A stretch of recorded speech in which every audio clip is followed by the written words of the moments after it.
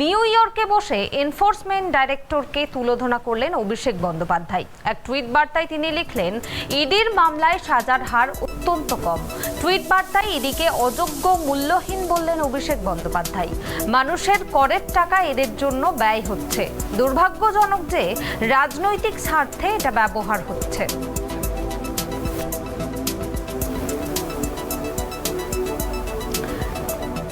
New ইয়র্কে বসে tweet বার্তায় এনফোর্সমেন্ট ডিরেক্টরকে তুলোধনা করলেন অভিষেক বন্দ্যোপাধ্যায়। এ বিষয়ে আমরা বিস্তারিত জানবো। এই মুহূর্তে আমার সঙ্গে টেলিফোন লাইনে জুড়ে আছেন ট্রাইব টিভির প্রতিনিধি কলকাতা থেকে রাজীব দত্ত। রাজীব, নিউ ইয়র্কে বসে টুইট বার্তায় অভিষেক বন্দ্যোপাধ্যায় ইডিকে তুলোধনা করলেন। কি প্রসঙ্গে তিনি ইডিকে তুলোধনা করলেন, কি জানা যাচ্ছে, বিস্তারিত জানাও। দেখো, প্রথমেই বলি যে জানো যে নিউ ইয়র্কে তিনি চিকিৎসার অভিষেক বন্দ্যোপাধ্যায় তিনি তার চোখের চিকিৎসার জন্য নিউ ইয়র্কে গেছেন এবং গতকাল জানো যে নিউ ইয়র্কের থেকে ছবি তিনি পোস্ট করেছেন তার নতুন লুকে। আজকে কিছুক্ষণ আগে তিনি এনফোর্সমেন্ট ডাইরেক্টরেটকে লক্ষ্য করে নাম করে তিনি একটি টুইট করেছেন এবং নজিরবিহীনভাবে আক্রমণ করেছেন। যে এইরকম আক্রমণ আগে আমরা কখনো দেখিনি, যে ইডিকে এইভাবে আক্রমণ, তিনি অনেক করে জুডিশিয়ালকে আক্রমণ করেছেন, ইডিকেও এর আগে আক্রমণ করেছেন, কিন্তু এইভাবে আক্রমণ করে যে ভাষা ব্যবহার করা হয়েছে, যে অযোগ্য সংস্থা অর্থাৎ ইডির অফিসারদের তিনি অযোগ্য বলে তিনি আজকে অভিহিত করেছেন। সেই সঙ্গে তিনি ইডির যে সংস্থা, ইডি অর্গানাইজেশনটাকে যে মূল্যহীন, এতে কোনো গুরুত্ব নেই, এটা কিন্তু আজকে তিনি মেনশন করেছেন, অভিযোগ করেছেন। সেই সঙ্গে ইডি অফিসারদের যে রাজনৈতিক স্বার্থে ব্যবহার করা হচ্ছে সেই বিষয়টাও কিন্তু আজকে তিনি তার টুইটে বলেছেন। এবং ইডির মামলা, যে ইডি যে কেসগুলো তদন্ত করছে, মূলত জানে যে মানি লন্ডারিং কেস তারা ইনভেস্টিগেশন করে এবং অভিষেকের বিরুদ্ধেও কিন্তু তদন্ত তারা করছে।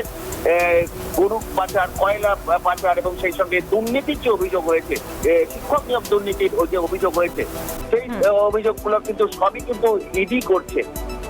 সিবিআইয়ের পাশাপাশি কিন্তু ইডি তদন্ত করছে এবং ইডি জানো যে অভিষেকের যে বিদেশ যাওয়ার বিষয়ে ইডির আপত্তি ছিল এবং ইডি তাকে অনুমতি দিচ্ছিল না। শেষমেশ সুপ্রিম কোর্টের হস্তক্ষেপে ইডি তাকে অনুমতি দেয় এবং ইডি তিনি গেছেন চোখের দুবাই হয়ে তিনি নিউ ইয়র্কে গেছেন চোখের চিকিৎসা করার জন্য। এই অবস্থায় দাঁড়িয়ে কিন্তু আজকে যে নজিরবিহীন ভাবে তিনি আক্রমণ শানালেন দেশের এই অর্থনৈতিক জিনিস অপরাধীর যে তদন্ত করে ইডিকে, সেখানে তিনি লিখেছেন যে মাত্র ইডি যে কেসগুলো তদন্ত করে সেখানে মাত্র 5%, 0.5% তাদের সাকসেসফুলের রেট। অর্থাৎ এই জায়গায় দাঁড়িয়ে ইডি সমস্ত যে তদন্তগুলো হাতে নেয়, তারা তার জন্য যে যথেষ্ট প্রমাণ দরকার, যেগুলো ধরা উচিত, প্রমাণ জোগাড় করা উচিত, তারা জোগাড় করে উঠতে পারে না। টোটাল এই সংস্থা হচ্ছে মূল্যহীন সংস্থা। সরকারের কোন রকম সরকারের অর্থ অর্থাৎ আমাদের যে ট্যাক্সের টাকা তাদের পিছনে ব্যয় করা হচ্ছে, অথচ নিষ্ফল জিরো। এইটা কিন্তু আজকে তিনি তুলে অভিযোগ করেছেন এবং ইডিকে নজিরবিহীনভাবে আক্রমণ করে ইডির অফিসারদের যে অযোগ্য অফিসার এদের এবং তাদের কোনো গুরুত্ব নেই, সংস্থার কোনো গুরুত্ব নেই, এই বিষয়টাই কিন্তু আজকে তিনি তার টুইট বার্তায় লিখে তিনি নিউ ইয়র্ক থেকে নজিরবিহীনভাবে এনফোর্সমেন্ট ডিরেক্টরকে তিনি আক্রমণ করেছেন।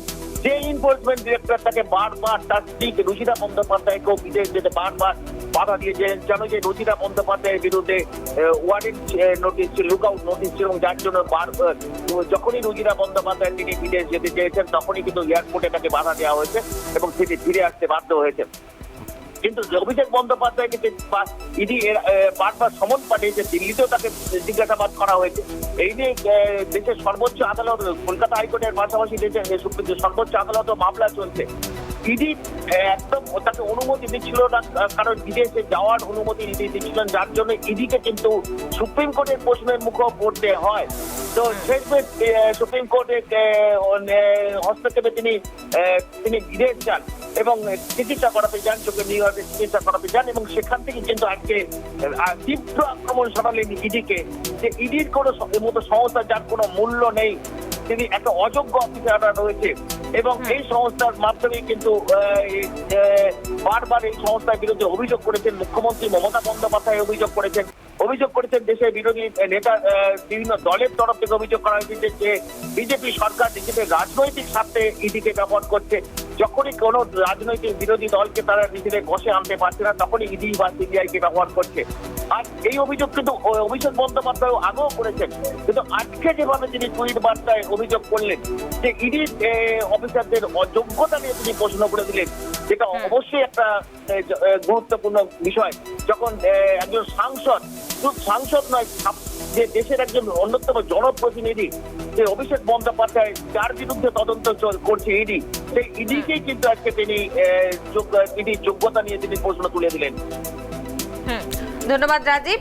আপনাদেরকে জানিয়ে রাখি, অভিষেক বন্দ্যোপাধ্যায় চিকিৎসা করাতে নিউ ইয়র্ক গিয়েছেন, আর সেখান থেকেই কিন্তু টুইট বার্তায় ইডি অফিসারদেরকে, ইডি আধিকারিকদেরকে অযোগ্য বলে অভিহিত করলেন। তিনি মূল্যহীন বলেছেন ইডি সংস্থাকে।